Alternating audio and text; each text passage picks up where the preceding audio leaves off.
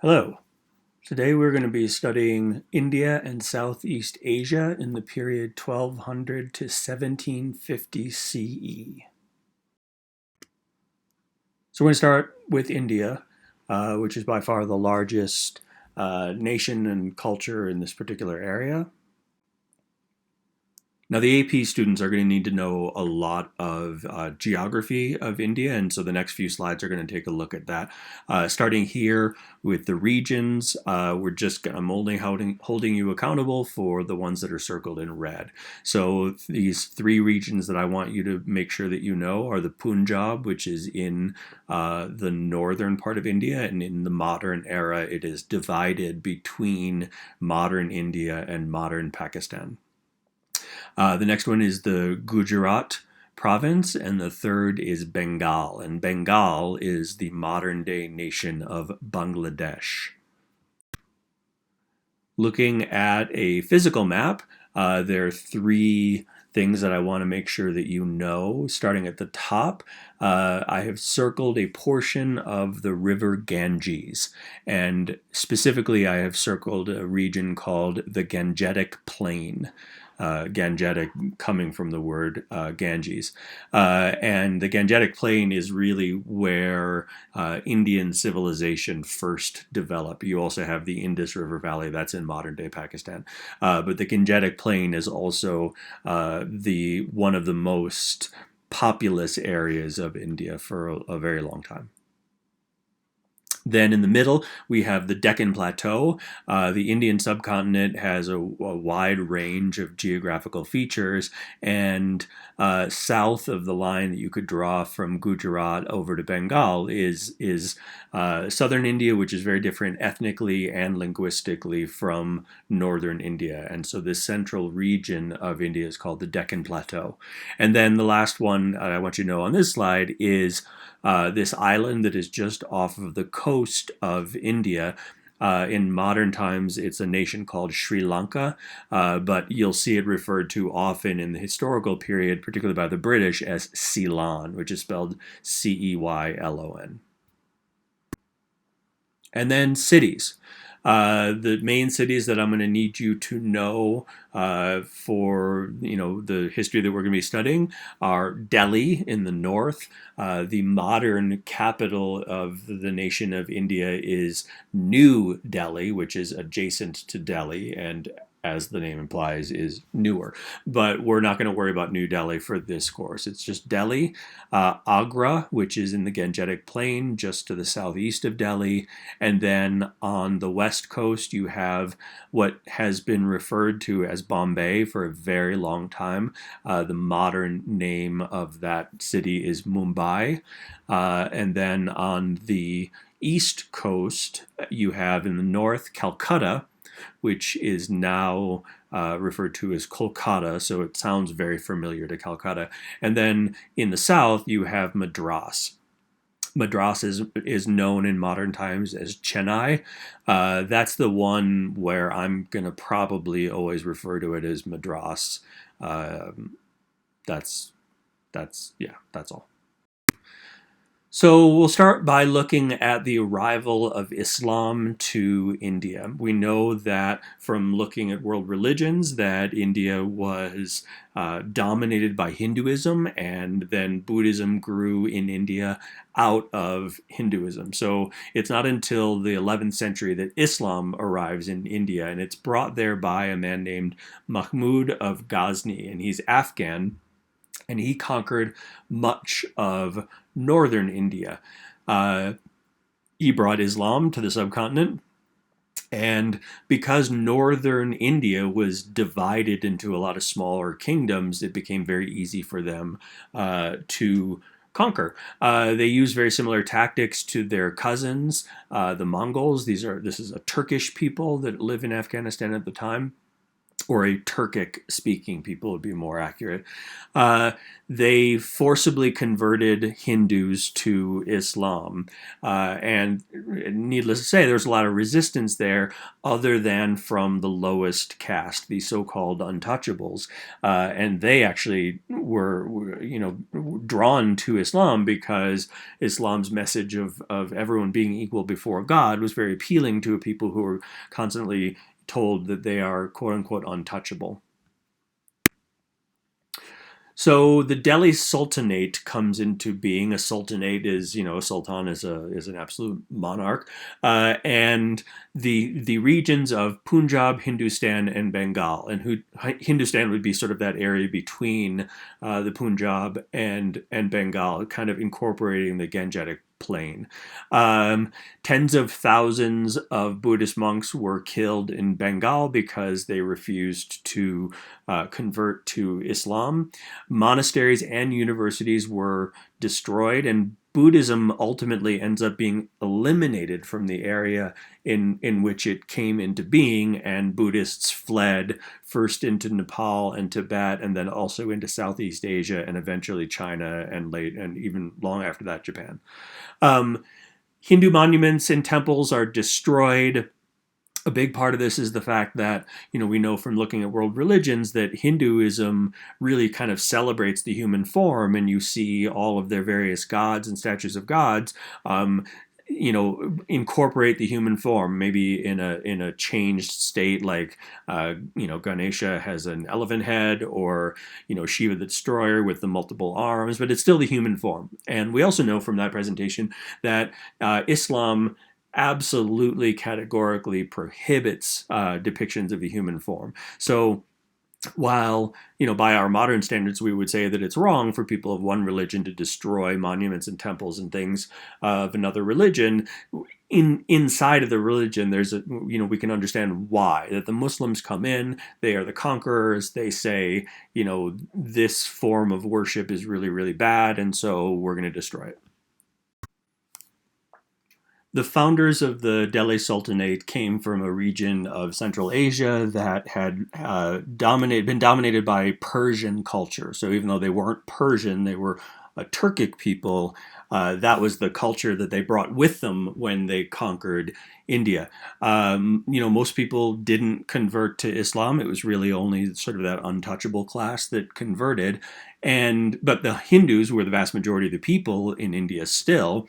They were treated about like second-class citizens. They had to pay an additional tax that Muslims didn't. But as long as they paid that tax, then they would have the freedom to worship their own religion. This is after the initial conquest, where they got rid of a lot of those images, and then they got brought inside of temples instead of being displayed outside.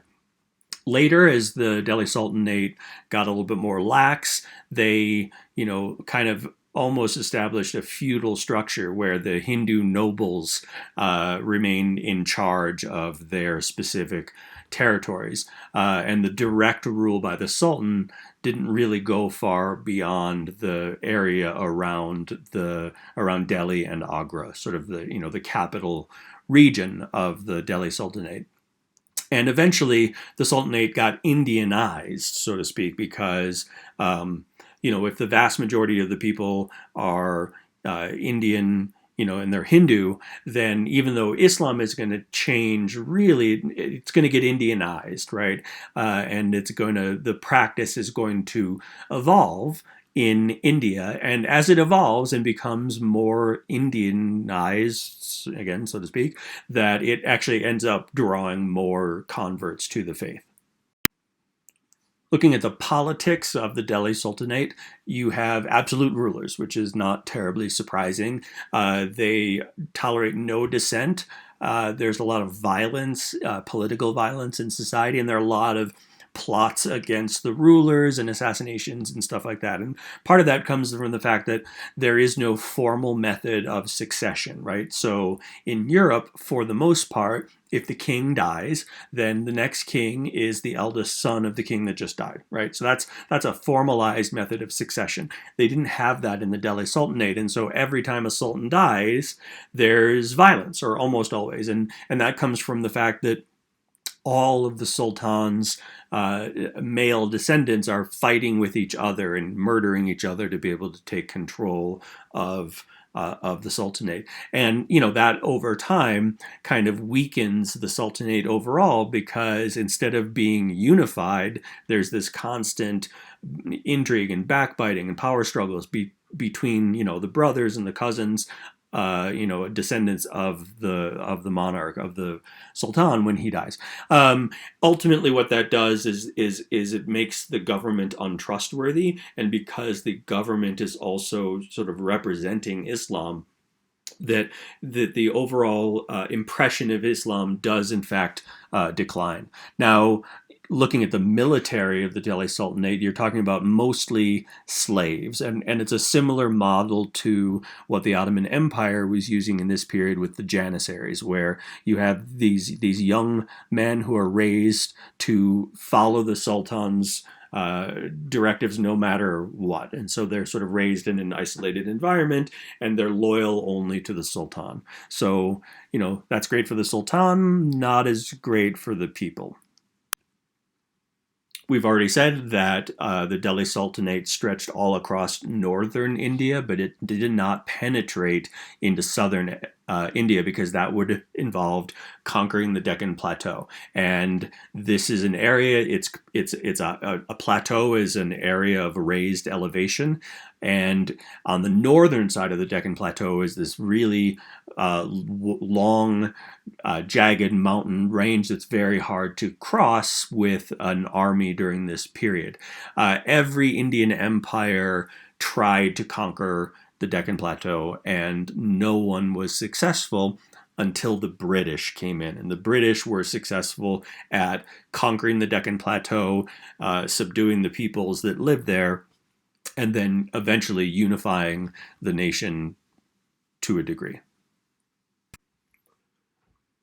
We've said that the Delhi Sultanate eventually adopts more of a feudal structure, where the Sultan only controls the immediate area around the capital, and the local nobles kind of rule their territories, and that creates for a weak political structure, which was taken advantage of by a man named Babur, who starts in Central Asia, and he rolls into Delhi in the year 1529 and destroys the Delhi Sultanate, and he establishes what eventually is called the Mughal Empire, and that's a kind of a reference to the Mongols. So the Indian people saw the Central Asian folks coming in as being Mongols, even though they weren't actually Mongols. They were a Turkic people.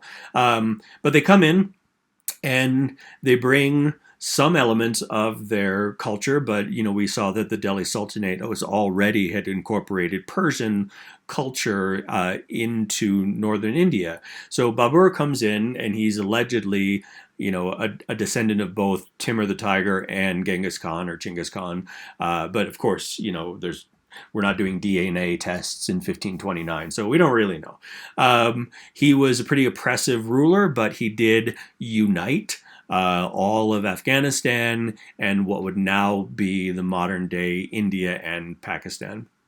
But shortly after his conquest, he dies.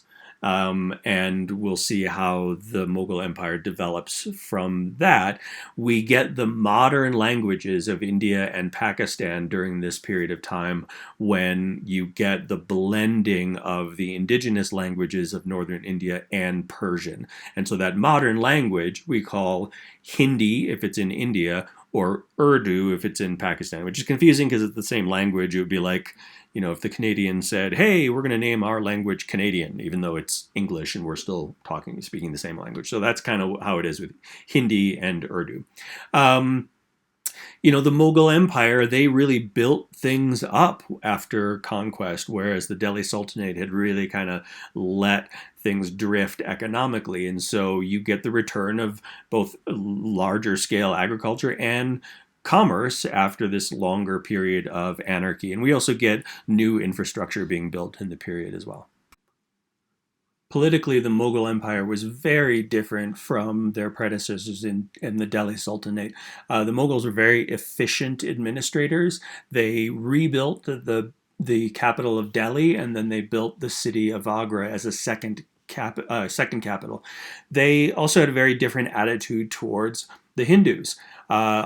Instead of suppressing them as the Delhi Sultanate really did, the Hindu peoples were given important roles in government. They became the tax collectors, and when you have the Hindus in charge of tax collection, then the system is more fair and equitable to the vast majority of people in India at this time that are still all Hindus. It had 100 million people in the middle of the 1500s, which makes it bigger than all of Europe and on the same level as China in terms of population. And then later on, when there's a little bit of a decline, the sultans start granting tax collecting rights to their favored subjects. So it's very similar to what we see in the 17th century in France, where the king just essentially sells off the right to collect taxes, and then the people are gouged as a result of that. And we see the same thing here in India. As soon as the actual government is not collecting the taxes become much more harsh on the regular people. And so these folks called the jahirs or the zamindars, depending on the region, they're not a beloved group of people in Indian society. Sultan Akbar was the greatest ruler that India had until the 20th century with Mohandas Gandhi, and then later a guy named Nehru, who we will learn about when we get to the modern period. He is by far the greatest sultan of the entire Mughal Empire period, and during his lifetime, he's one of the best rulers of any country on earth. He was a visionary. He wanted to blend Indian and Muslim culture, and to that end, he married a Hindu princess to demonstrate to the people that he wasn't, this invader, right? He was an Indian ruler who just happened to be Muslim, and he wanted to have all Indian people support him. He married a Hindu princess. He had 4 wives, which is certainly not uncommon for leaders in Asian societies during this period. But to demonstrate that he wants to represent all Indian people, he has 2 Hindu wives. He has 1 Christian wife and 1 Muslim wife. And so he's the one that actually put the Hindus in charge of tax collection. Another thing that he did to really increase his standing amongst the Hindus is that he abolished that tax that all non-Muslims had to pay that was put into place during the Delhi Sultanate. So right there, he's cutting taxes for the Hindus, and that's going to increase his popularity. He also abolishes all taxes on Hindu pilgrims that are moving across India to visit various temples to the various gods within Hinduism. Akbar was a good guy, but he was also a conqueror, and he expanded the empire to include all of northern India and what we would say is the modern-day Pakistan, as well as Afghanistan. He did, like all conquerors, try to capture the Deccan Plateau, but he was unsuccessful, as we have previously said. But he ended up creating one of the biggest and wealthiest empires in the world in the 1500s. It was way more advanced than Europe, and in terms of wealth and social advancement, it was on par with China. Perhaps not technologically on par with China, but in terms of quality of life, India under the Mughal Empire, at least early on, wasn't a bad place to live. He did go after people who tried to resist his rule, but once he conquered them, he welcomed them. He did everything he could to turn those enemies into allies. Akbar was a reformer. He prohibited the enslavement of war captives, and he eliminated the forcible conversion of non-Muslims, which was very well received. He did, in fact, defy the Islamic ban on depicting the human form in art. He wants to be an Indian ruler, and in India, because of the embracing of human forms in Hindu art and religious practices, he was much more open to that. Now, that did, of course, annoy the devout Muslims who felt that he should be doing a better job of being a good Muslim. He was a patron of the arts, and so this is a great period for music and literature in the Mughal Empire. And as a gesture of support to the Hindus, he prohibited the slaughter of cows. Cows are sacred in the Hindu religion, and so he said, all right, we're not going to do that anymore. The consumption of beef is not going to be allowed. He, in fact, even went and tried to create his own religion. But he didn't force anybody to convert to it, and it was really kind of a mix of a bunch of different faiths, and he was really super excited about it, but ultimately it didn't survive him. So when Akbar passes on, his religion dies with him as well. Now, I know that this is the fourth slide on this one guy, but he's a pretty important guy, and he'd make a great subject for an essay if you're ever in a situation where you need to write something on India. Akbar was a very curious man. He had a fantastic memory, but he was illiterate, so he had to have people read to him, but he was a great listener, so he was able to absorb everything. He never really hit the level of decadence that you see from the Delhi Sultans or some of the worst kings of Europe, and even some of the later Mughal empires. He was very focused on ruling and trying to be a good ruler. He's a vegetarian, which is a good fit for India. But he was also an epileptic, so he would periodically have these seizures. Now, we know that he developed his own religion later in life, and a part of that is because he really kind of fell out with Islam. And he was also surrounded by a lot of other religious figures. So he had Jesuit priests at his court. He had Hindu Brahmins at his court. He had the Bible translated into Persian because that was the official language of the court. And ultimately, he also really just recognized that no one religion holds all of the truths of the world. And so, again, that's another one that kind of connects him to, some of the thinkers during the Renaissance period. But he appreciated art. He appreciated athletics. He, in fact, invented a lighted polo ball so that they could play polo at night, because that polo was like the principal sport in India during this period, not water polo, polo. Later in life, he tried to build a new capital.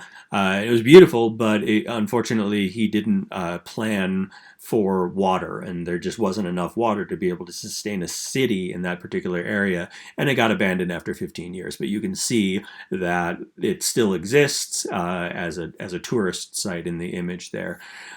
Like the Delhi Sultanate, the Mughals never really figured out a manner of succession. And so you follow the same pattern that you saw under the Delhi Sultanate, where when the Sultan dies, there's a fight to try to become the next ruler, and you have brothers murdering each other and all that kind of stuff. In 1605, sadly, Akbar himself was poisoned by his son. But then, a couple decades later, his son, Jahangir, was killed by his son, who later is known as Shah Jahan, and we'll get to him in a moment. Shortly after Akbar's death, Persia goes to war with the Mughal Empire and takes Afghanistan away from them. And sadly, also, after Akbar's death, we see a decline of science and technology, and there's really no longer many technological advances that are happening in India. The reign of Akbar is really sort of the high water point for India, at least until the latter part of the 20th century. Shah Jahan liked to refer to himself as king of the world, which is very modest of him. He, as we said, is sort of the pattern in the Mughal Empire. He becomes the sultan, he takes control, and then he kills off all of his brothers to make sure that there is no one to challenge him for the throne. So, very similar to what's happening in the Ottoman Empire during the same period. Shah Jahan was the ruler for 30 years. Unlike his grandfather, he was incredibly decadent. He had 5,000 concubines in his harem, but he did have one favorite. He had a favorite wife, and she bore him 14 children. And when she died, he was absolutely brokenhearted. So even though he had 5,000 concubines, when his favorite wife dies, he's just absolutely devastated. And as a consequence, he builds the Taj Mahal, which you see right there. It's one of the most famous buildings in the entire world. And he built that in her memory, right? So the Taj Mahal is not a mosque, as some people think. It is a burial site. It's who knows, maybe it's the world's largest grave, but it took 20,000 workers 20 years to build it. But it's one of the reasons why it's considered like one of these most beautiful buildings is you see this blend, not that you're experts on architecture necessarily, but it's a blending of Persian and Indian architecture, which pretty much captures the essence of the Mughal Empire. Shah Jahan tries to go back and reconquer Afghanistan. He fails. Persia's just a little too much for them by this point. But he bankrupted the empire. He, spent so much time on construction and so much money building the Taj Mahal, and he spent so much money on his failed wars that, it's hard to say that his 30-year rule is ultimately successful, even though he is responsible for this incredibly beautiful and historically significant building. But he has a son named Aurangzeb, and he's not a good guy at all. And he imprisons his father to take control. His father had been grooming a different son to become the ruler, and he was another guy. This son was very much in the model of Akbar, right? So he probably would have been a great ruler. The only problem is that when Aurangzeb took control, he chopped off the head of that favorite son and sent it to his father in prison. Again, not a cool guy. His prison cell just happened to face Taj Mahal, and so Aurangzeb finds out that his father is getting some joy from being able to look out and see this magnificent building that he built for his favorite wife. So Aurangzeb blinds him, and Shah Jahan dies imprisoned and blinded and just an absolutely broken man because of his cruel, evil son. So, looking at Aurangzeb in a little bit more detail, he's a devout Muslim. The Sunni Muslims, the most observant Muslims in India, they love the fact that they now have a very devout Muslim who is in charge of the Mughal Empire. Needless to say, the Hindu people did not like Aurangzeb quite at all. He brings out censors, starts, getting rid of literature. He introduces Sharia law. Sharia law is the law that is based upon the teachings of the Quran. And he forces people to observe the 5 pillars of Islam. Right, so Islam had gotten a little bit more lax, and it is sort of blended with elements of Indian culture. Aurangzeb tries to reverse all of that. His court is very puritanical. There's no more fun. There's no more decadence. There's no more gaming. People aren't allowed to drink anymore. Drinking is against the tenets of Islam. So in more observant Islamic countries, there is no alcohol, or alcohol is illegal, or it's only kept, for the elite people or whatever. Aurangzeb was incredibly intolerant, as opposed to his great-grandfather. And he brings back forcible conversions. He starts forcing Hindus to convert to Islam. He brings back that tax that the Delhi sultans had placed on Hindus, where they had to pay a special tax for not being a Muslim. He killed protesters. There were lots of revolts against his rule because he was a jerk, and he's putting down protesters and killing people in large numbers.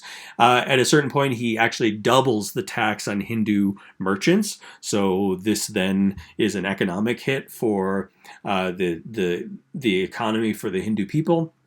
And he literally shut down every Hindu temple and shrine and destroyed them all across India, at least the region that he controlled. And so, sadly, in northern India, there is no Hindu architecture that predates Aurangzeb. He destroyed it all. So if you really want to see like ancient Hindu temples and ancient Hindu architecture, you can really only find that in southern India, in the areas south of the Deccan Plateau that Aurangzeb never conquered. Aurangzeb was a pretty brutal leader, even though he had some military successes. He did repeatedly try to conquer the Deccan, and as a result of his efforts, 2 million people died of famine during those campaigns. And the bandits that lived in the Deccan, called the Maratha, and we'll see them again a little bit later, they just continually harassed the empire. So he's really unsuccessful in both conquest and putting down those bandits. Now, he was a good general, but he was pretty ruthless, and he did end up basically emptying the treasury, and his father had spent a ton of money as well. But he had to raise taxes over and over again, and all that revenue went to the military. It didn't go to helping the people. And these jagirs, the tax collectors, they just become ever more rapacious, just going into communities and taking everything. Because he's so focused on the military, he's not paying very much attention to local administration, so things start to drift out in the provinces. And, all of those roads that got built by the first rulers of the Mughal Empire all across northern India, Aurangzeb neglects them, so now the infrastructure is starting to collapse.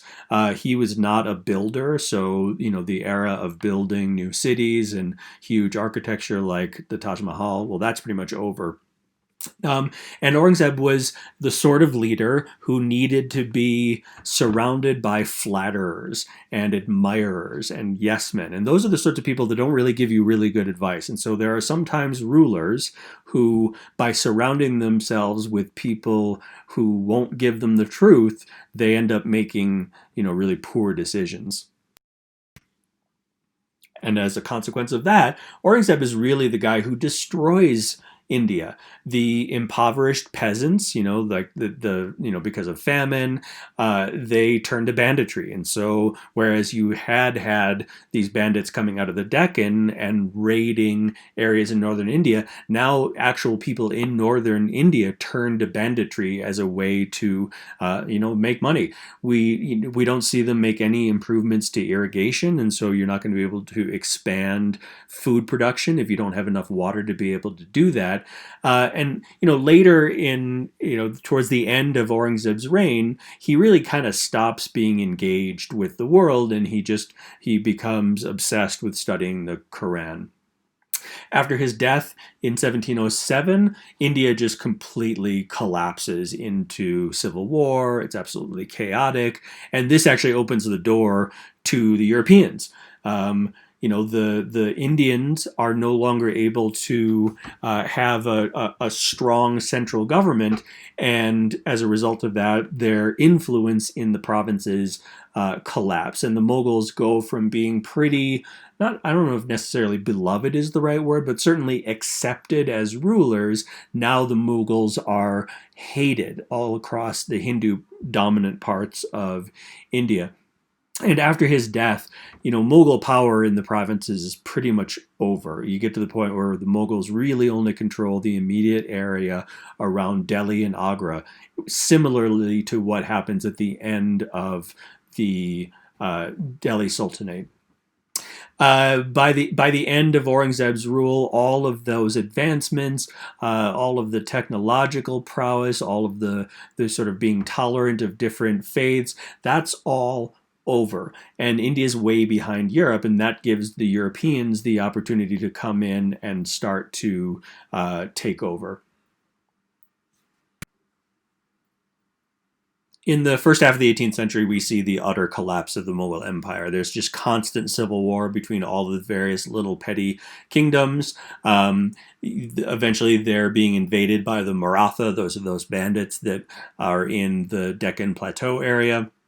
They're also invaded by the Persians. The Persians actually go to Delhi and they sack the entire city, and they take some of the greatest symbols of the Mughal Empire with them back to Persia. The Marathas, they don't have any kind of centralized government or rulers or anything like that. They started out, as we know, as being people who were sort of tributaries of the Mughals, but eventually they're just kind of controlling their own territory and keeping the taxes that they collect. We see cultivated areas, areas where you can grow a lot of food. They're abandoned, and that then famine ensues because you're not growing crops, and then people don't have enough to eat. We're still talking about a country that has tens of millions of people. We might not be at the 100 million level that they were when Akbar was the ruler, but there's still tens and tens of millions of people living in India. And again, we see anarchy because the peasants who have abandoned those cultivated areas, they become bandits. The Mughal dynasty still exists in name until the 1850s, but effectively after the Persians sack Delhi in 1739 and we see the British start to build up their possessions in India, the Mughal Empire effectively doesn't exist. It's just not put out of its misery until the mid-1850s.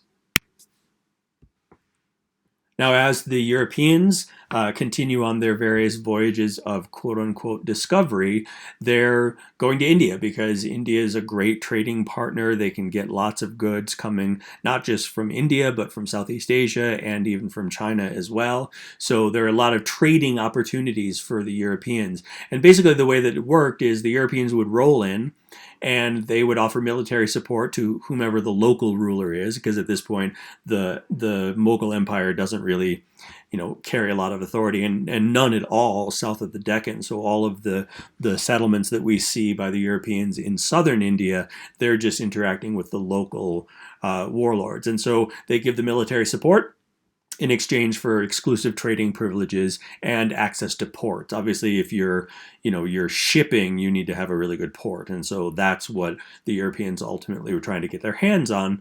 The Portuguese were really the first ones to show up, and they dominate the trade between India and Europe in the 1500s.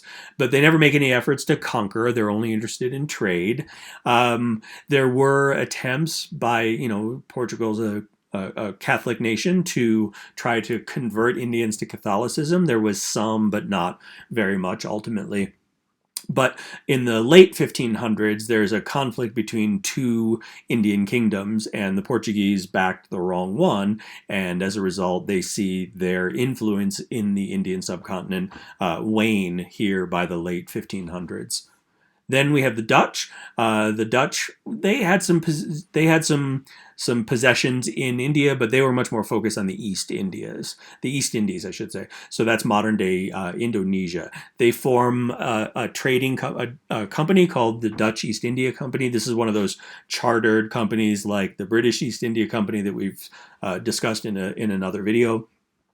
And they're actually the ones that kicked the Portuguese out of what we now call Sri Lanka, that they called Ceylon back then. And by kicking the Portuguese out of Ceylon, they take full control of it, and they establish coffee and coconut plantations on that island. And the Dutch end up controlling Ceylon until the early 1800s.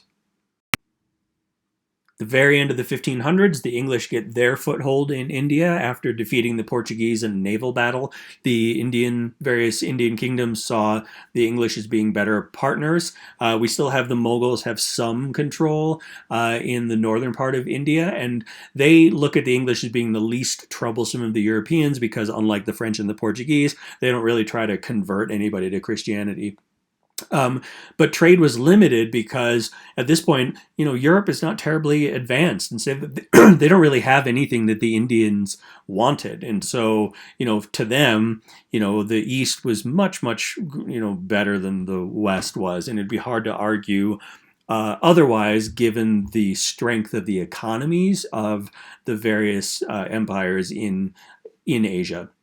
And the Mughals were happy to have the English bring order to areas under their control because it makes the Mughals look good because those become safer areas. And they just really initially saw the British as being similar to the zamindars, those tax collectors, as they just really looked at the English as being like, okay, you guys are now going to collect the taxes for us in those areas, and then you'll just deliver them to us. So they thought they were kind of they were getting the better end of the deal. At least the Mughals, believed that to be so. The English East India Company is founded in the year 1600. It later changes its name to the British East India Company.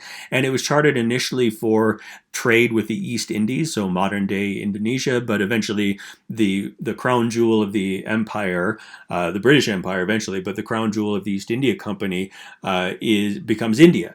They establish the cities of Bombay, Madras, and Calcutta. So, three of the largest cities in modern day India were founded by the British. And the Indian merchants were happy and very interested in moving into areas that are controlled by the East India Company because they were able to effectively establish order and security. It was much safer to live in those territories. There were no bandits. And really, ultimately, the East India Company shows that they're better able to rule certain areas than the Indian rulers are because of that ability to maintain order and security. So the local rulers are fine to have the East India Company around because they are keeping the peace. The East India Company is fine with the arrangement because they're making tons of money on cotton that is being grown in India. It's the best cotton in the world at this time.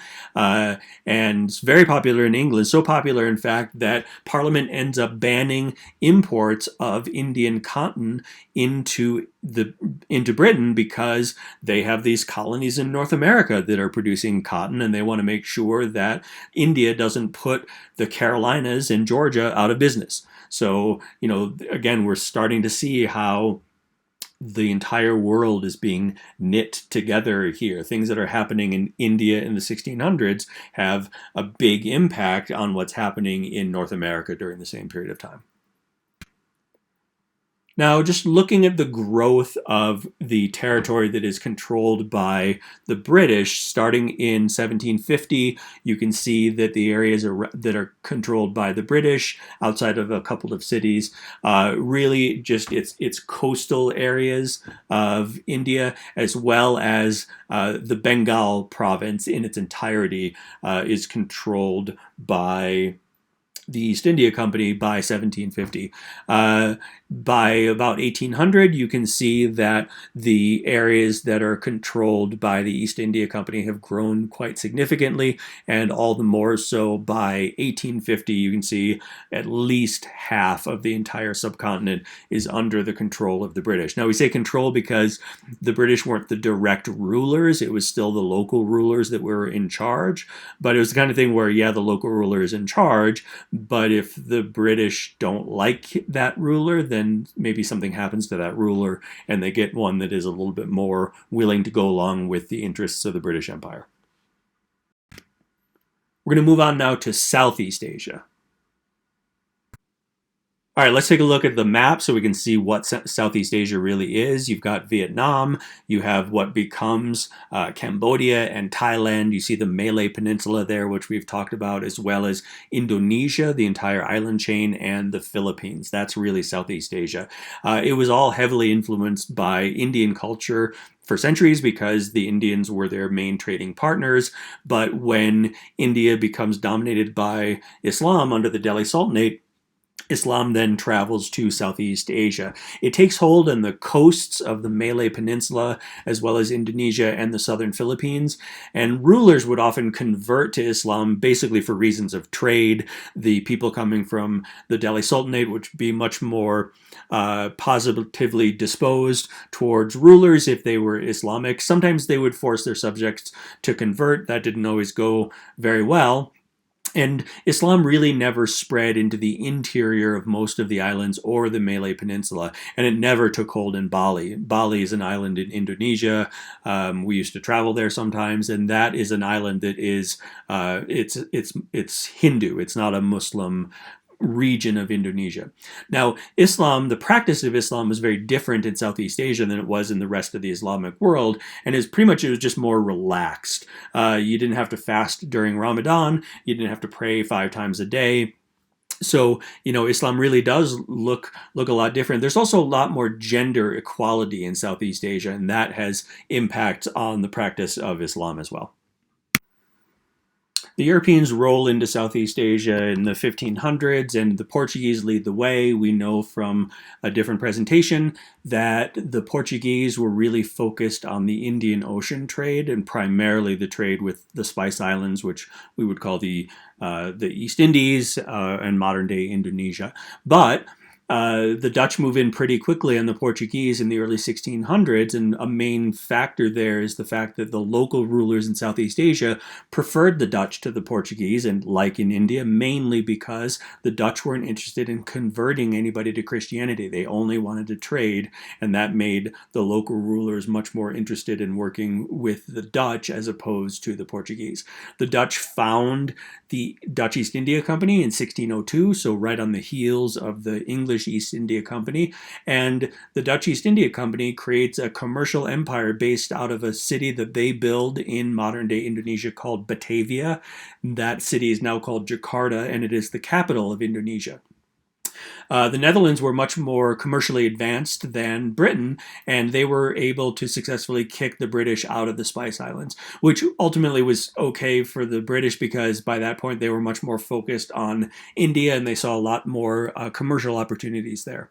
But there's also more competition amongst European nations in Hong Kong and Taiwan and Nagasaki in Japan as well. Thank you for staying to the end of this presentation.